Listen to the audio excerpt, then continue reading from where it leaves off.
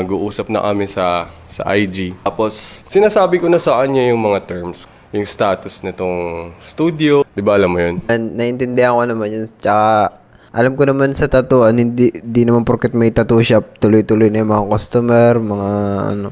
Alam ko na yun.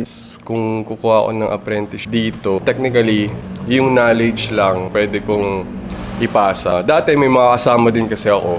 Yung nasa proseso na step by step, naiwan ako na parang ako na lang bahala sa sarili ko for the meantime. Wala naman problema sa akin kasi kahit papaano, nagagalawan ko naman siya. So, sabi ko, kung may apprentice talaga na ipapasok dito, gusto ko yung deserving na. Tsaka yung willing matuto. Yung bago ka pala nag-chat, tatandaan ko, kaming dalawa ni Kendall. Kilala mo Kendall. Sasamahan niya. Shoutout sa'yo. Parang nagbabalak po talaga kami nung mag-apply sa ibang tattoo shop sa Lucena. Ay, kaso nga lang, napapaisip rin kasi ako dati sa'yo, na sobrang layo nga, Lucena, Quezon. Tapos yun, di na natuloy. At Kendall, papasok na. Tapos yun, tinanong ko rin magulang ko, hindi pa nga payag yung magulang ko na dito si mama, ayaw ni mama nun. Huwag mo ito mapapanood.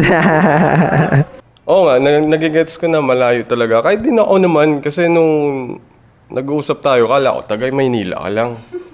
Ang layo mo pala, bro. Pero iniisip ko talaga nung time na yun, sabi ko, kung desidido tong bata na to, pupunta to. Decidido talaga na kahit nga 300 lang pamasahe ko, dumiretso ako dito. Oo, sir, totoo yun. Alam mo na mga kaibigan ko na kahit wala talaga. Ay, binigyan nata ako ni Papa nun. Pero yun yung paalis na. Bala ko talaga kahit nung wala, 300 lang pero didiretso na ako dito kahit hindi alam nila